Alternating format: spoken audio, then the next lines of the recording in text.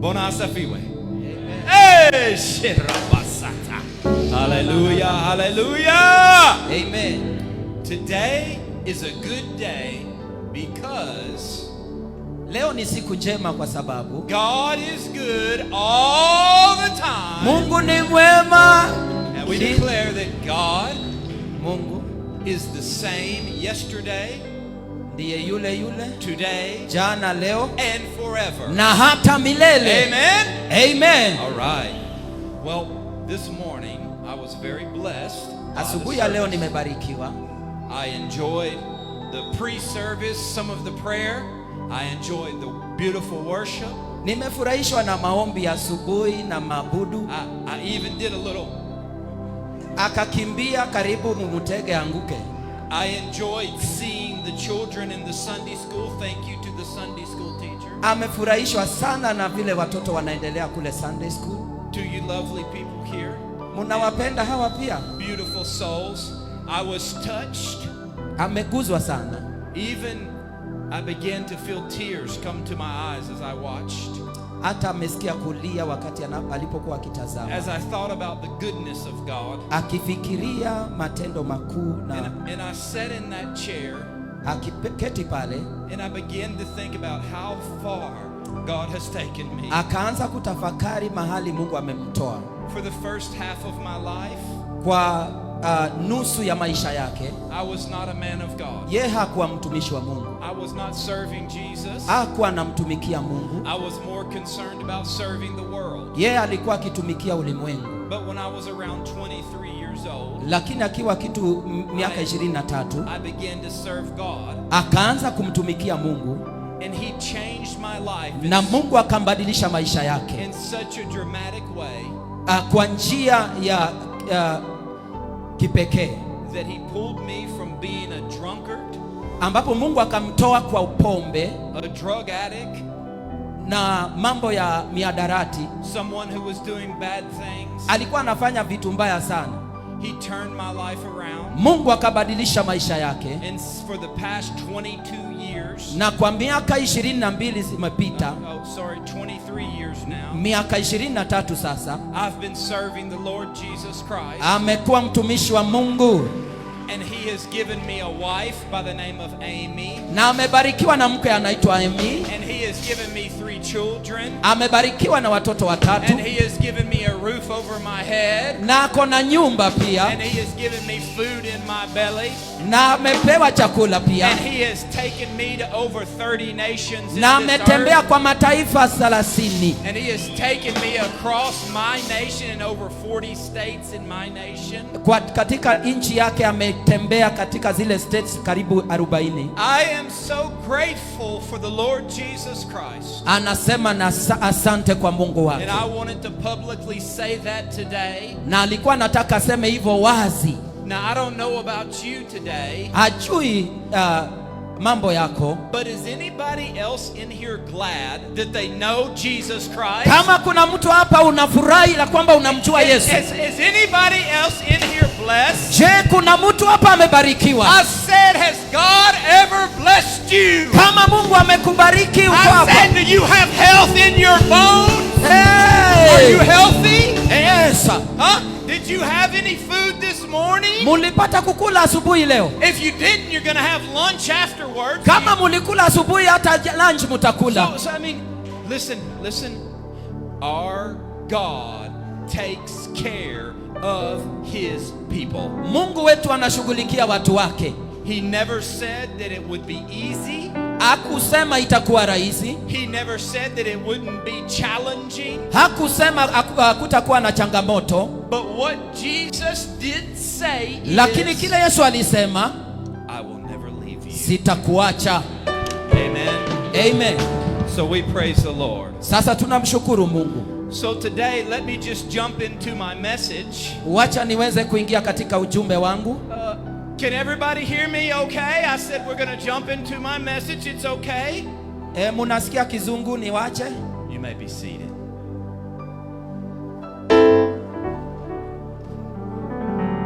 I wouldn't have you stand the whole time, I promise. Singewaacha musimame hiyo muda yote nikihubiri.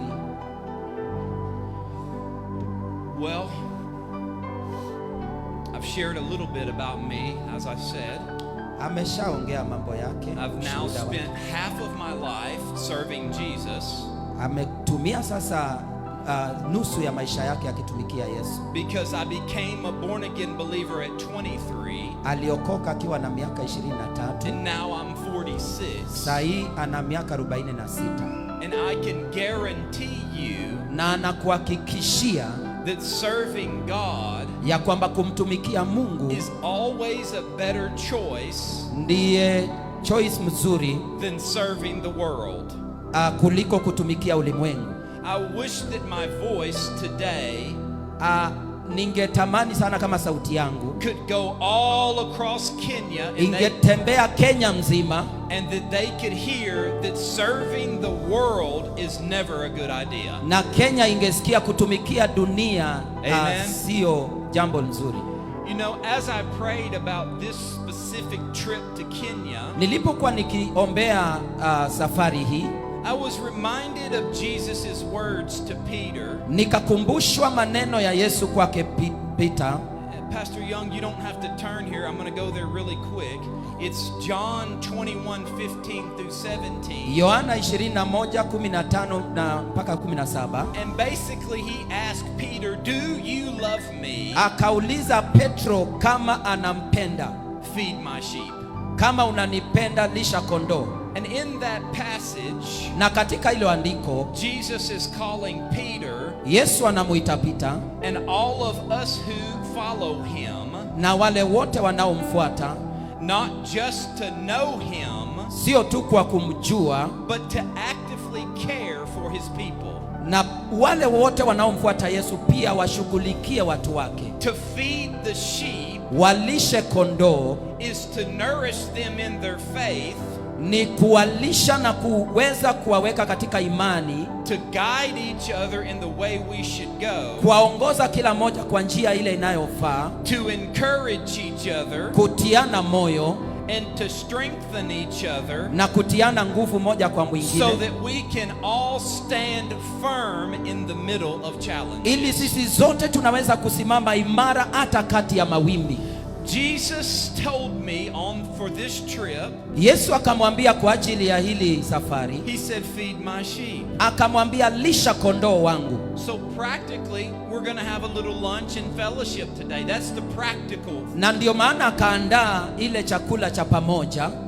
But I really want to encourage each of us, Lakini nataka kututia moyo to remember that serving God kukumbuka ya kwamba kumtumikia Mungu is not just living for yourself. sio tu kuishi kwa ajili yako. Serving God is about helping each other. Kumtumikia Mungu ni kusaidiana, wapendwa. Sometimes that may look like feeding your neighbor a meal. Inaweza onekana kama kulisha mjirani. Sometimes that may look like calling someone who's going through challenges. Unaweza ita mtu ambaye anapitia hali.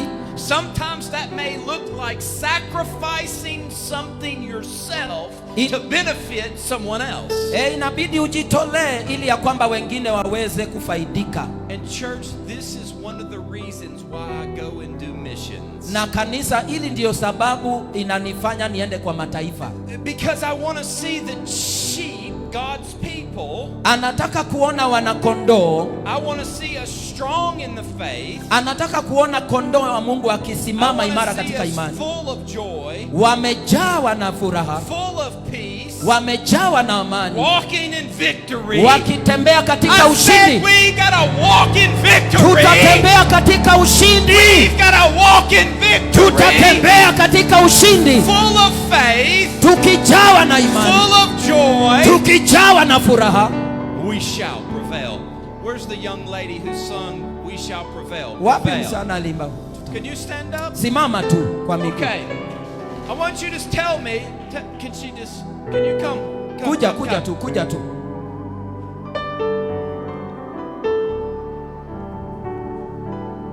Now, I want you to just speak the lyrics of that song where it says "We shall prevail." What did you say? Did you say "We shall prevail"?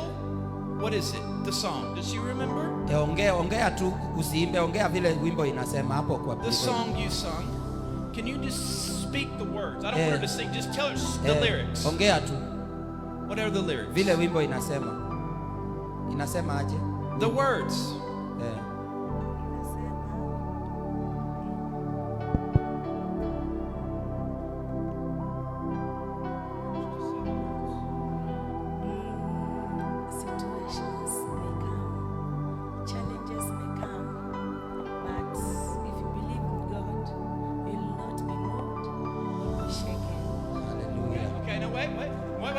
Wait.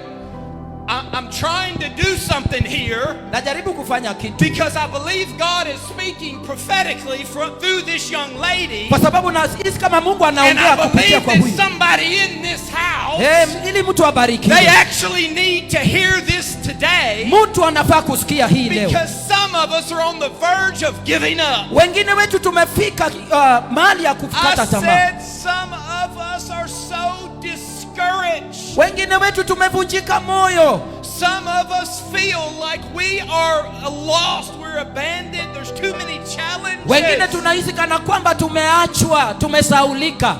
So one more time, let's listen. I pray in Jesus' name your ears be activated right now. Naomba mfunguke masikio. Rudia.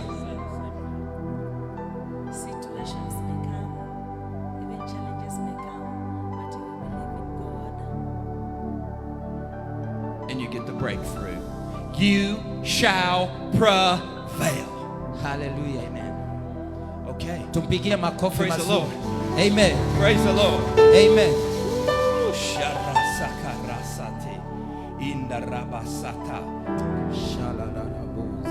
Just as the apostle Paul went from city to city, kama vile mitume Paulo alitembea kwa miji, strengthening the disciples and the churches, akitia moyo wanafunzi na makanisa. I have come here with the hope of encouraging you. Nimekuja hapa nikitumai ya kwamba utaweza kukuwa encouraged, and to remind you na nikukumbushe of God's love, ya kwamba Mungu anakupenda, and that he has a purpose ya for kwamba your ana life. kusudi na mipango na maisha yako. I said God has a purpose Mungu ana kusudi for your life, na mipango ya maisha yako. because if he didn't, Kama hangekuwa naye, you wouldn't be sitting in that chair. haungekuwa umeketi hapo, You wouldn't have breath in your lungs. haungekuwa unapumua.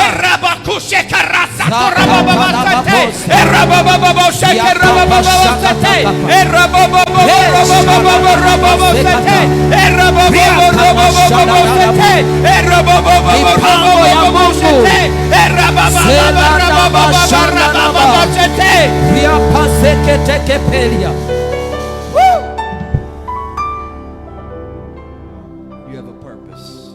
Una mipango na kusudi.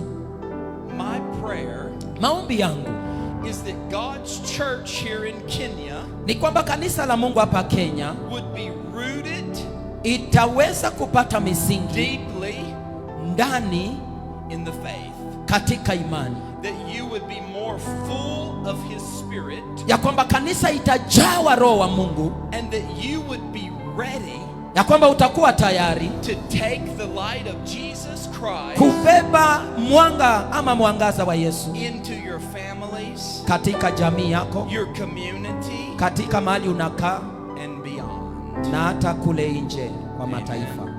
Now, I was asking Reverend Young Nilikuwa nikiuliza mchungaji yangu yesterday kind of about the spiritual state of Kenya in his mind. alikuwa akiniuliza kuhusu hali ya kiroho ya Kenya, Because from an American's point of view, kwa sababu kulingana na watu wa Amerika, when I come from America mtu akiutoka Amerika and I visit the churches and God's people in Kenya, na anapotembelea makanisa Kenya, I see a committed people, anaona watu ambao wamekuwa committed, full of faith, wamejawa imani in the midst of many different challenges, katikati ya changamoto nyingi, and yet they're still serving God. na bado wanamtumikia Mungu. Now that's what I see. Hiyo ndiyo anaona. But I only see a small glimpse of God's people in Kenya because I only see certain people in the churches and maybe a few people I meet. Anaona tu watu wachache lakini kwa kanisa. So I asked Young, I said, overall, if we were to pull up and we were to look at the church of Kenya, what do you think the weakness is? Because I see the strengths, I see the faith, I see the prayer and intercession. Praise God. I don't know if you can tell by the way I pray in tongues and preach. Yeah. I was a little bit mentored when I first came to the faith. Yule mchungaji wake ambaye alimtia katika imani By a dear Kenyan couple who had came to America. So I was around all the prayer.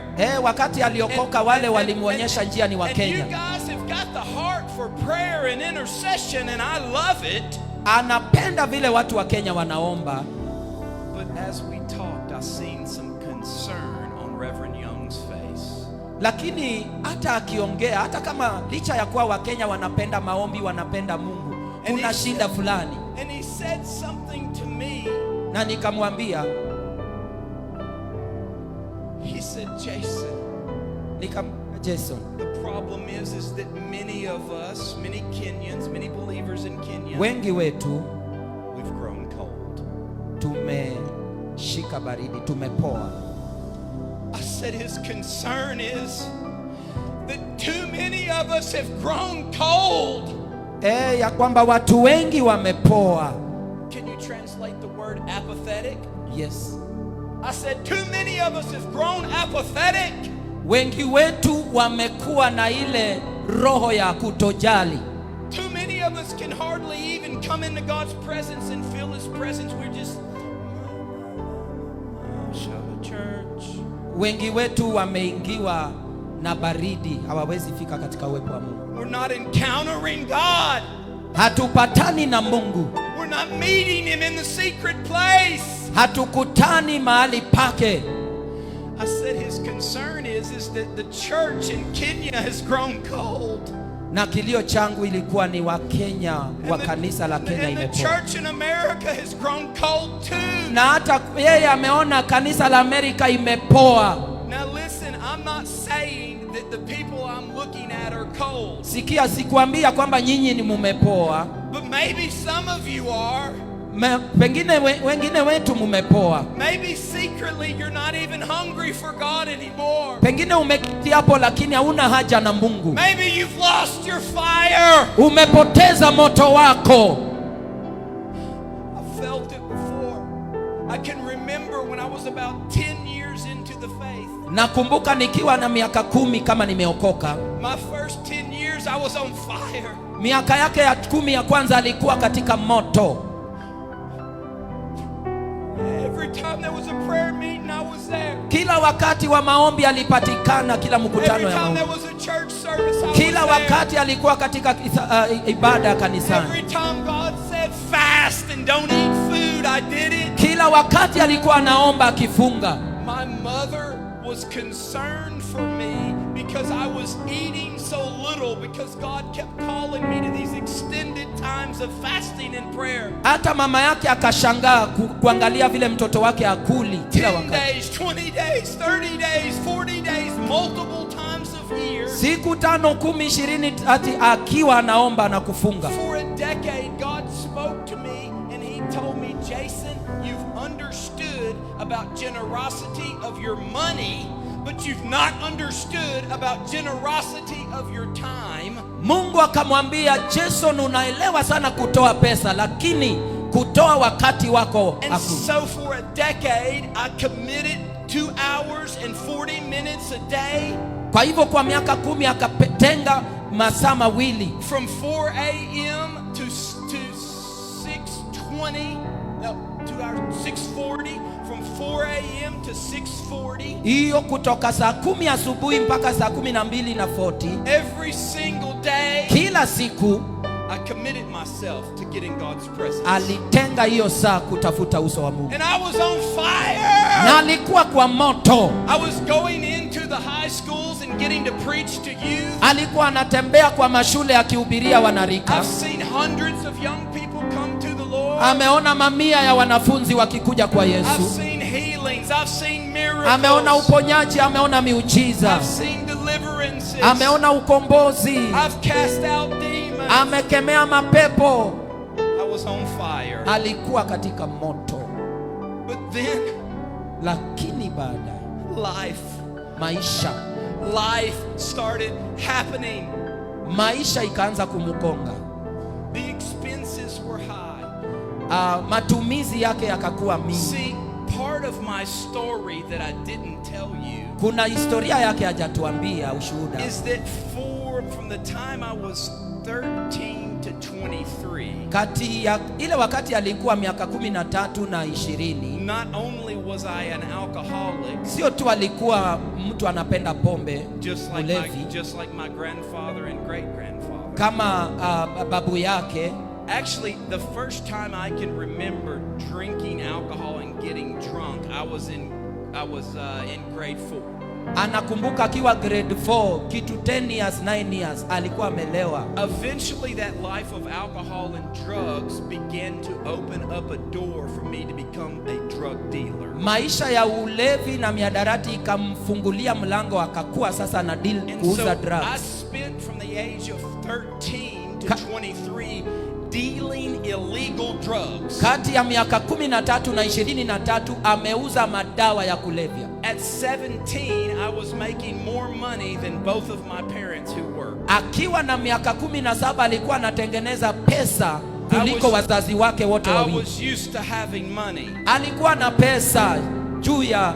But when I became a believer, obviously I had to quit that lifestyle. Wakati aliokoka akawachana na maisha ya kuuza madawa. So I didn't have the resources anymore. Maisha ikaanza kumgonga kwa sababu hana pesa tena. And as life challenges began to happen to me, Kama vile changamoto yakaanza kuongezeka, I realized I grew cold. akavunjika moyo, akapoa. And it took probably about 2 years Ilichukua miaka 2 to realize how far I had come from God. kumulilia Mungu tena rudishe. Now, I was still showing up to church. Alikuwa anaingia kanisani, I was still doing my best to live a life that's free from sin. alikuwa anajaribu sana kuishi maisha matakatifu. I didn't return to the worldly ways. Hakurudi kwa dhambi, I wasn't being a drunkard. hakurudi kwa ulevi. I looked like a real good Christian on the outside, Nje alikuwa anaonekana tu Mkristo mzuri anaingia kanisani, but I had lost my fire. lakini ndani yake moto ukapoa. And today I want to pray Na leo nataka kuomba that just as I had lost my fire kama vile alivyopoteza moto and wake now I have it returned, na akarejeshewa moto. because what I found is Kile aligundua ni the minute that you began to ask God to set you on fire ile again, wakati utaanza kumulilia Mungu akurudishie moto, He will come in His power. atashuka kwa nguvu, He will come in His glory.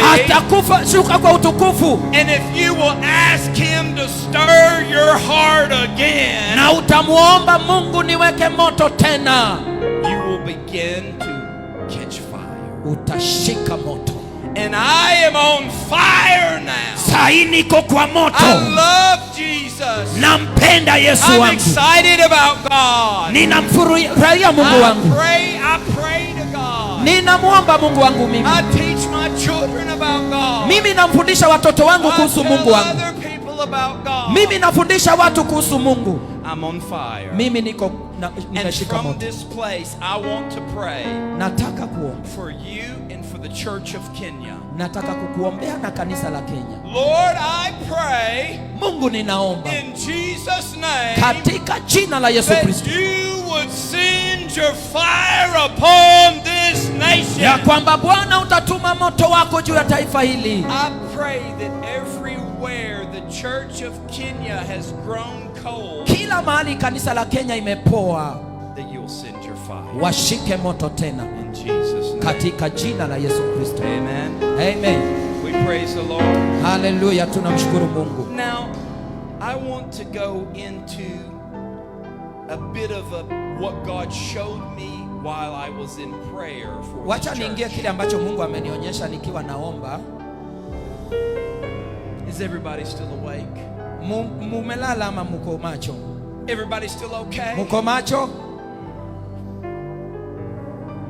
As I continued to pray for this church, Ninapoendelea kuombea hili kanisa, the Lord gave me a vision, Mungu akanionyesha maono. a picture of this church I saw in the spirit. Nikaona picha ya hili kanisa katika rohoni. I saw all the church gathered together like we are today. Nikaona watu wamekusanyika kama vile tumekusanyika asubuhi And mchana. then suddenly, as I looked in the vision Ninapokuwa nikiangalia maono at the people sitting in the chairs, na watu vile wameketi, they began to grow wings. watu wakaanza kumea mabawa. And I thought that was strange. That Akashindwa hili ni nini? human beings begin to grow wings like bees. Ni aje wanadamu wanaweza kumea mabawa? And then as I watched in the vision, Nilipokuwa naendelea kuangalia, I saw the members slowly start to rise up. nikaona washirika wanaanza kupaa. I said I saw the members begin to rise up. Nikaona washirika wanaanza kuinuka Their wings began to flap, wakiwa wanapiga mabawa, and they came up out of their seats, wakasimama juu ya viti, and the members turned into bees. na washirika wakageuka kama And nyuki, they began to fly out of the church wakaanza kuenda kila direction, and into the community. wakienda kwa mataifa. It reminded me of bees leaving the safety of the hive Ikanikumbusha vile nyuki hutoka pale kwenye mzinga wake, so that they could gather the things that would make the beehive strong. ili waweze kukusanya kile ambacho kitafanya mzinga iwe dhabiti. I humbly submit to you today Nataka niwaweze kuambia asubuhi ya leo, that God is calling you to do this. Mungu anaita kanisa tufanye And hivyo, I'm here today to make a prophetic declaration na to niko all hapa of you kutangaza that this is your season to rise up. ni wakati wetu wa kuinuka, This wapendwa. is your season to take flight in Ni faith. majira ya kupiga mabawa na kupanda. And this is the season to carry the presence of Jesus Ni majira ya everywhere kubeba you uwepo wa go. Mungu, Just like the bees, kama vile nyuki. what you bring back from your service Kile ambacho mnalete kupitia kwa ibada, and your love kwa upendo, will make this church and you itafanya kanisa hili na pamoja na wewe stronger, ikae thabiti, sweeter, tamu and full of life. na ijae uhai. So, let's go a little bit deeper into this vision that I have. Wacha tuingie kwa undani katika hiyo maono. Is everyone understanding the vision? Munaelewa sasa maono? I said you turned into bees and you took flight. Nasema niliona washirika wanageuka kuwa nyuki na mabawa, kisha baadaye wanafly. Now let me give you a few spiritual applications.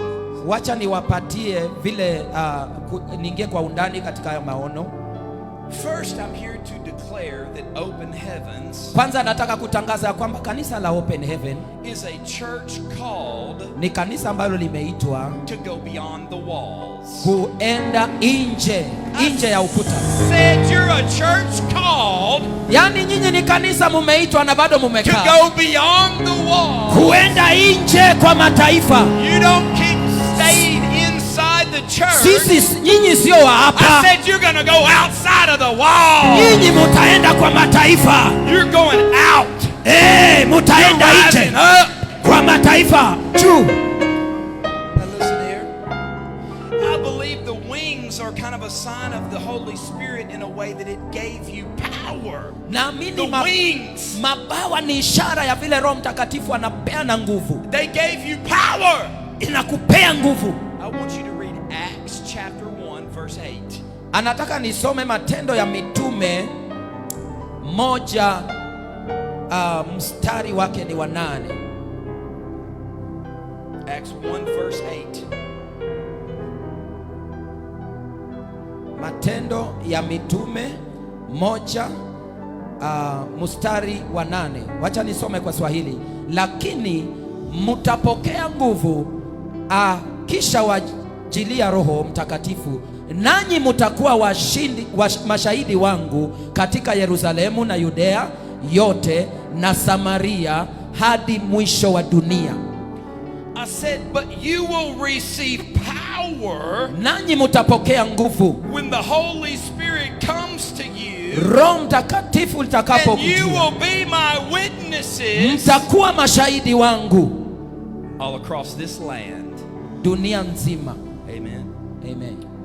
Now see, the members leaving their seats and going through the doors, Ile hali ya washirika kutoka kwa viti zao na mabawa it shows that God is calling you not just to gather here, inaonyesha Mungu hajawaita tu mkusanyike hapa, but to scatter the gospel everywhere you go. tuanze kupeleka injili tunapotembea kule nje.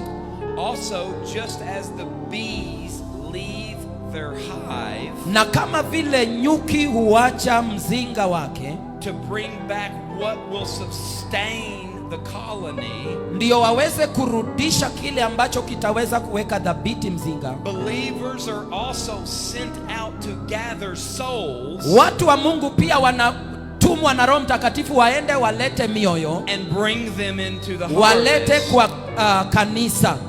Amen. Haleluya.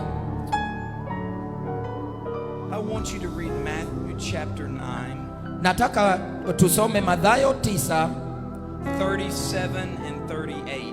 mstari wake ni wa 37 mpaka 38.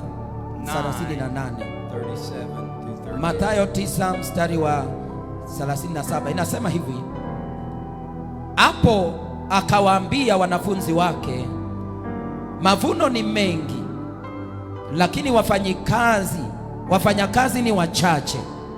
Basi muombeni mwenye mavuno atume wafanyikazi wavune mavuno yake.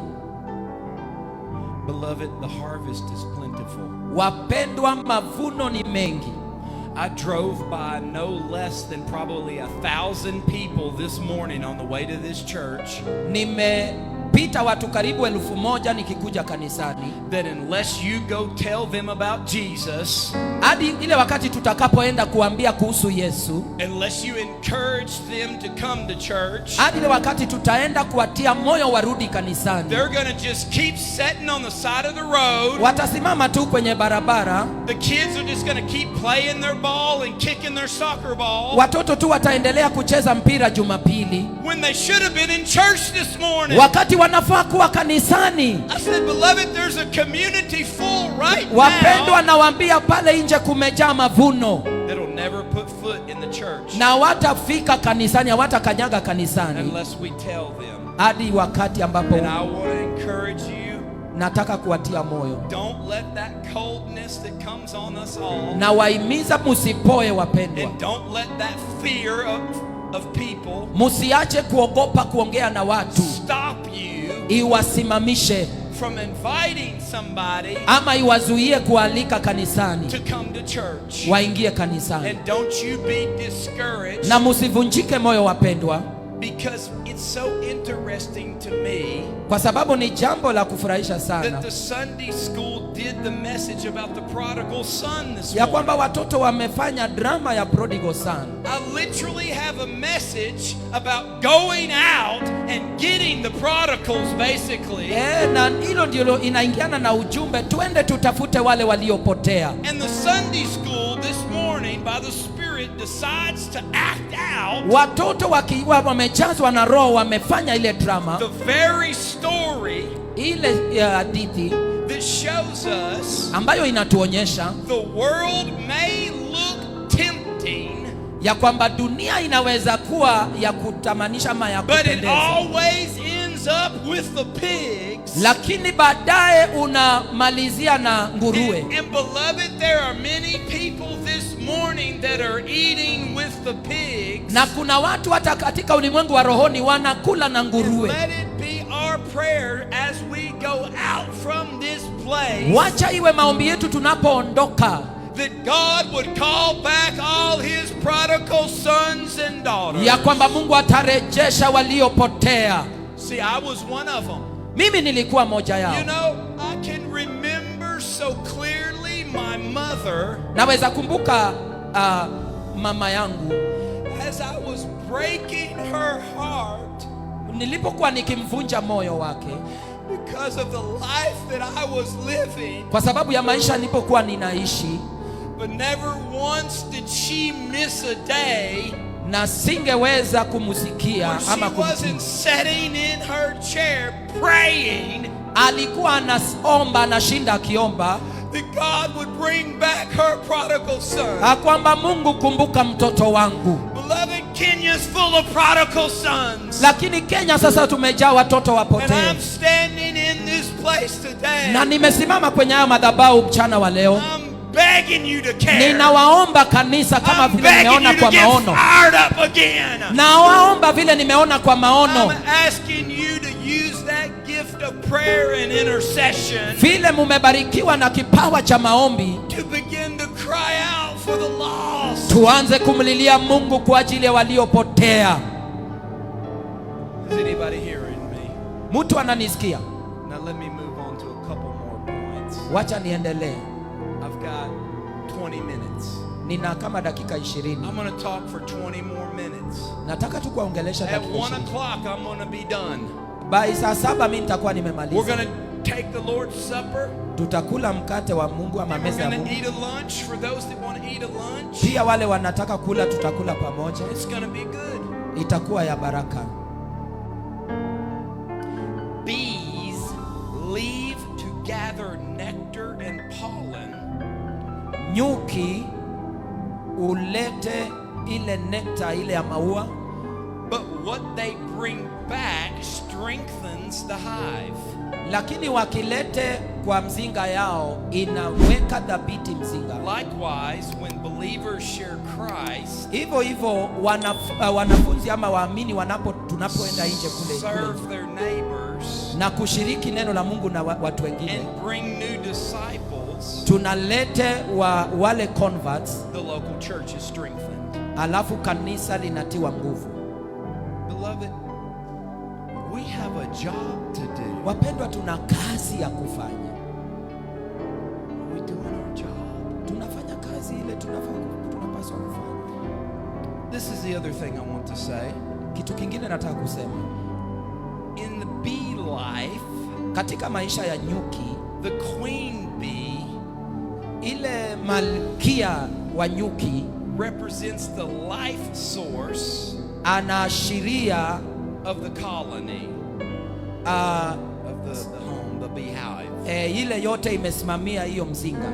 Spiritually, Katika kiroho, this points to Jesus, hii inaashiria Yesu, the one we rally around, yule ambaye tunamfuata, the one we protect and honor, yule ambaye tunamheshimu na and the one we serve with devotion. yule ambaye tunamtumikia tukiwa tunamaanisha. As the church goes out, Kanisa ninapoenda nje, their witness points to Christ, watu wanaonyesha wale wengine Kristo, and it gives him glory, keeping him central. alafu tunampatia utukufu kwa watu. Amen. Amen. I believe this vision is also a prophetic call. Naamini hii maono pia ni ya kinabii, It's a prophetic call to go from sitting ni wito la kinabii pia ya kutoka kwa muji to soaring. na kuanza kupaa juu. The vision began with the members in their seats, Yaani nasema maono nilianza kuona washirika wameketi kwa kiti, but it ended with them flying in nikaona the air. baadaye wamepewa mabawa wanafly. I believe this is a picture Ninaamini hii ni picha of transition ya uhamisho from being receivers only kutoka kwa ile hali ya kupokea tu to becoming carriers kukuwa sasa watu wa kubeba of the gospel. injili ya Yesu Kristo. I believe this vision Naamini hii maono is a call to action ni mwito ya watu. The time has come to rise up. Majira ni sasa ya kuinuka. Spread wings of faith. Tuweze kuweka mabawa ya imani. And step into the mission field right outside your door. Tuendeni nje tukapeleke injili. Is anybody listening? Mtu ananisikia? Can we do it? Tunaweza fanya hivyo? I believe God gave me this vision for a reason. Naamini Mungu alinipatia maono haya akiwa na sababu. Now, Reverend Young, you've come far. Kasisi yangu umetoka mbali. Since I met him, what, 4 or 5? Vile tulikutana miaka 4, 4 years. 4 years ago. Miaka 4 zimepita. I've walked with him. Ametembea na mimi. We've talked together. Tumeongea pamoja. We've visited together. Tumetembelea watu pamoja. And I knew from the very first time I met this man. Nilijua kutoka ile dakika ya kwanza nikikutana na huyu. When we were over where Pastor Peter meets. Tulikuwa pale mahali upper room. Has anybody been to where Pastor Peter meets in the upper room? It's not far from here. Okay. Kuna mtu amewahi wanajua. Well, that's where I first met you. Hapo ndio alikutana na mimi wa kwanza. And I knew God was going to do something. Alijua Mungu atundea huyu mtu. This is a very special church. Alijua hii ni kanisa speciali, Mungu atawatendea kitu. And I'm calling each of us to action. Na anawaita sasa tuweze kuinuka. And I pray that God would make room for your gift. Na ninaomba ya kwamba Mungu atafanya njia kwa ajili ya kipawa. Two other things that God showed me was this. Vitu zingine viwili Mungu amenionyesha ni hivi. He told me that the level of worship in this house akanionyesha ile kiwango cha maabudu katika hii nyumba was going to continue to increase. Itaendelea kupaa juu. And that God would begin to bring even more songs. Anasema Mungu atatuletea hata nyimbo mpya, nyimbo more lyrics from the Spirit. Mungu atatupatia nyimbo waimbaji wetu wakiimba. And that you would be a church known. Kanisa hili litajulikana for the power of its worship. Kwa ajili ya maabudu yake. And then sure enough when I came into this place this morning. Na vile mimi niliingia leo asubuhi akashindwa ni nini? Akabebwa na wimbo. Hallelujah. It's happening. Akakuta inatendeka. And I'm here to declare ako hapa kutangaza that in your year of accelerated growth, hii mwaka yetu ya kukua, that your worship is your warfare. Hata maabudu yetu, your worship is your warfare. Your worship is a weapon. Ndiye silaha. Waimbaji maabudu Mungu amesema maabudu ndiye silaha. Rana mashakata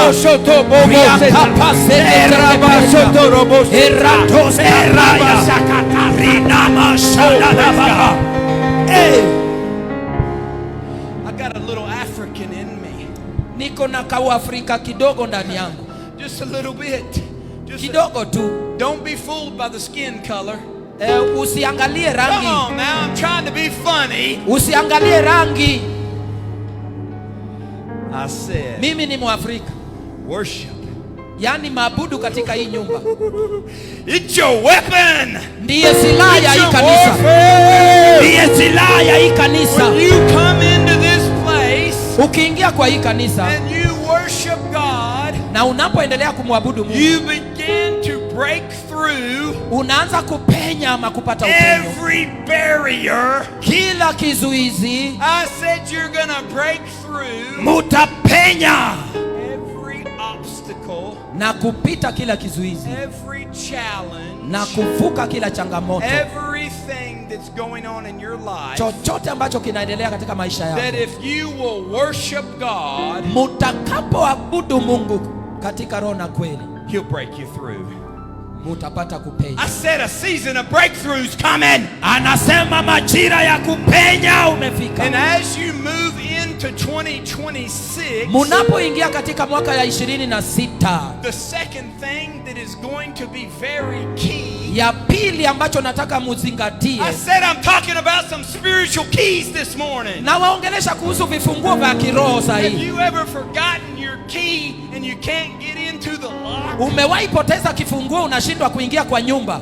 Have you ever not been able to get in somewhere that belongs to you Umewahi shindwa kuingia mahali ambapo ni kwako because you didn't have the key? kwa sababu hauna kifunguo? Terasata. Lana I said you're mazekata. coming into a season where God has given you spiritual keys. Tunaingia And kwa through that majira worship, tunapata He's gonna vifunguo. begin to unlock everything that He has for you. Tunaenda kufungua. And you will succeed. You will not fail. I Ayakata. tell you, Open Heavens Church, Tutashinda. that one of those keys is Hatutashindwa. your worship.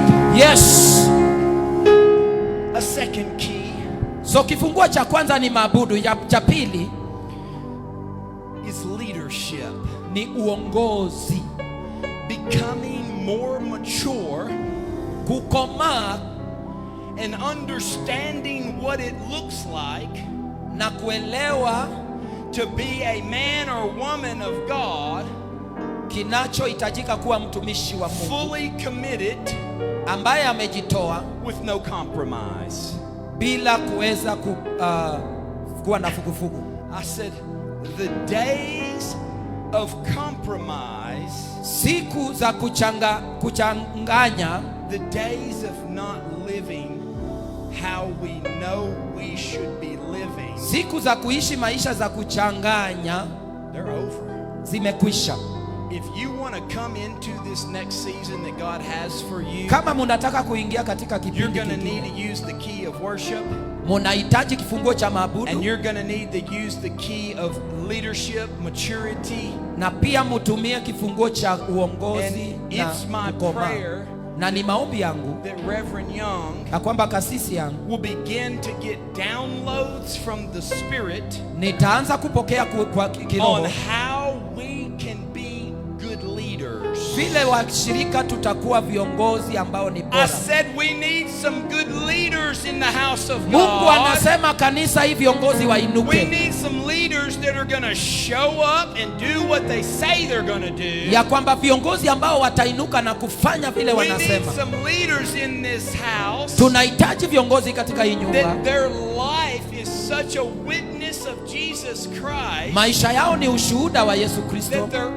unbelieving neighbors ya kwamba yule jirani ambaye haamini want to give their life to Christ. atatamani kuokoka wanapoangalia maisha yetu. Amen. We praise God. Haleluya. So, let me summarize the word for the church. Wacha niweze kufupisha kile ambacho nimekuwa nikiongelea. You are a hive, Nyinyi ni kama mzinga ya healthy in gathering together, tunaenda kule nje kulete, but the Lord is calling you to take flight. na Mungu anatuita tuweze kupaa. As bees carry life wherever they go, Kama vile nyuki hubeba uhai mahali popote wanapoenda, so you are to carry the presence of Jesus everywhere you go. Mungu anasema kanisa libebe uwepo wa Mungu wanapoenda. Now, as we reflect on this vision Tunapotafakari maono haya and the call to rise up na mwito wa kuinuka and the call to use the keys of worship and leadership na mwito wa kutumia kifunguo cha uongozi na maabudu and carry the presence of Jesus into your community, na kubeba uwepo wa Mungu mahali pale watu wanakaa, this really leads us naturally, hii inatuongoza spiritually, kiroho na to a moment kwa ile harakati, where in this house we can do something very important. kwa ile hali ya kufanya jambo la maana katika hii nyumba.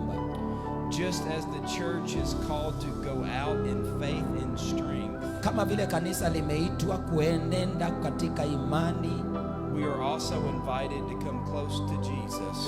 tumeitwa tuweze kumkaribia Yesu. I said today we're going to do something we're going to remember remember Jesus. So leo hii tutafanya kitu ambacho tutaenda kukumbuka Yesu. We are going to remember his sacrifice. Tunaenda kukumbuka ile sacrifice ambayo Yesu alitoa. And we are going to be renewed in our hearts. Na pia tutaweza kuwekwa upya katika mioyo zetu. What I'm talking about is the Lord's table. Kile ambacho naongelea ni meza The ya Lord's Mungu. Supper. Meza ya Bwana. Because we're going to take communion today. Tunaenda kukula meza ya Bwana pamoja. Now, as a believer, if you've taken communion many times over your life, Kama mtu wa Mungu unapoendelea kukula meza ya Bwana, maybe it ama just kushiriki, becomes a thing that you do. inaweza kuwa ni jambo la kawaida unapoendelea kushiriki kila wakati. Today, we're going to take communion, I guess whenever, I don't know when you want to start gathering the elements, but we're going to take communion today. Tunataka kushiriki meza ya Mungu. I just really want us to look back. Nataka tuanze kutafakari. I want us in this moment Nataka kwa wakati hii sasa to remember the cross, tukumbuke msalaba, where Jesus mahali Yesu gave his life. alitoa uhai na maisha. We can't fully appreciate everything Jesus did because it's just hard to fully understand the sacrifice. Hatuwezi elewa kila kitu ambacho Yesu alifanya. But guys, there was a real man, flesh and blood, who walked this earth. His name was Jesus. Yes. Even the secular, non-Christian writers, they knew about this man. Hata watu wa dunia wanamuelewa. He was a real man. He walked the earth. Yesu alitembea hapa He duniani. lived a sinless life. Aliishi maisha hapa. And yet he chose Na ndio anaonyesha to die a horrible criminal's death. akakufa kifo cha ajabu msalabani. He literally was murdered. Akauliwa, He was killed. aliuawa, His hands were nailed to a wooden cross. alipigwa pale msalabani. He hung for hours naked Aliweza kusimama pale akiwa uchi kwa as masaa. people mocked him. Watu walipokuwa wanaendelea kuweza kumdhihaki, He hung for hours in the hot Middle Eastern sun. yeye aliweza kukaa pale msalabani kwa muda mrefu. As we take communion today, we're looking back on that body that was broken for us. Tunaposhiriki meza la Bwana tunatafakari dhabihu hilo, But we also need to look within. lakini pia tutaangalia kwa undani. We need to allow this morning the Holy Spirit to touch our hearts. Pia tumruhusu Roho Mtakatifu aweze We need to kuendeleza come maisha. before God and ask Him to search our hearts and cleanse us. Tunapokuja mbele za Mungu tunamwambia Mungu, peleleza mioyo You yetu. know, the Apostle Paul, he warned the early church Mtume Paulo aliwaonya kanisa ya kwanza to not take the Lord's Supper in an unworthy way. wasiweze kuchukua meza ya Mungu tu hivyo tu. He tells us in 1 Corinthians 11:27 through 30 that whoever eats this bread Anawaambia ya kwamba mtu yeyote atakaye mega mkate hii or drinks this cup in an unworthy manner ama kunywa kikombe hii kwa njia isiyo inayohitajika will be guilty of sinning against the body and blood of Jesus. basi atakuwa ameweza kutenda dhambi. So this is not a light thing. Hii siyo jambo la kawaida tu, And I'm planning to do communion service at every church I go to this trip. na hata akitoka hapa kwenda makanisa zingine atawafanyia Holy Communion. I think it's important. Anaona ni jambo la maana. And I want to encourage each of you Pia anawahimiza kila to mmoja maybe from time to time, even in your own private space in your house, kila wakati to katika nyumba yako purposely remember Jesus and His sacrifice on the cross, and take communion in your house. I don't care if you do it with whatever. You don't have to go to the expensive shop and buy the expensive stuff. So anasema pale katika nyumba yako ukiwa na mzee ama You watoto can get nyumba yako, a pack of biscuits for 10 shillings. munaweza or nunua 5 shillings. biskuti na karaibena, munaiombea Set before God with that biscuit in your hand. ya mukiweka And mukitumia with biskuti. whatever juice or whatever you can afford or whatever you have at that time, Kile ambacho muna uwezo ya kununua and take the Lord's Supper. na muweze kushiriki meza ya Bwana. But beloved, we're not going to do it in an unworthy manner this morning. Lakini tusifanye kwa And njia so, ambayo haipasi. for all those that plan to take it, I'm actually going to lead us in a prayer. Kabla tuikule atatuongoza katika maombi. And then Pastor Young, after that, shall I let you tell them how to administer it or how you want them to come down and receive it or what? Ya they will just after you pray they will distribute. Okay, so that's what we'll do. So guys, I've appreciated you listening to me this morning. But what I will appreciate even more is if you remembered anything I said and it spoke to you, then just live it out. Be who God's called you to be. Let the fire come again. Ask God to stir you again. Be committed. Be a leader. Be a worshiper. And let's remember the sacrifice of the Lord Jesus Christ. So now, let me just lead us all in a prayer. So all those that would like to pray, just bow your heads. Let's close our eyes. Inamisha tu kichwa chako tuweze And I want you guys to repeat a simple few things. kutaka turudie vitu kadhaa. So here we go. Lord Jesus Christ, Lord Jesus Christ, we come before you now we come before you and we remember now. We remember the sacrifice. the sacrifice. And as we take this bread, And as we take this bread, let us remember that it's of your body. let us remember this body. And also as we take this juice, And also as we take this juice, that is the shedding of your blood is the shedding of your blood that gave us the ability to have forgiveness of sins. that gave us the ability to have forgiveness of our sins. And so as we come before you this morning, So as we come before you this morning, Jesus, we ask you, Jesus, we ask you, please forgive us. please forgive us. We don't want to take this in an unworthy way. We don't want to take this in an unworthy way. And so for any sin or any failures we have in our life right now, So for any sin or any failure we have in our lives, we repent. we repent. And we ask you, Jesus, We ask you, Jesus, to forgive to us. forgive us. So next what I'd like to do Kile ambacho nataka tufanye is I would like us all to get our elements, our bread and our juice, and hold them.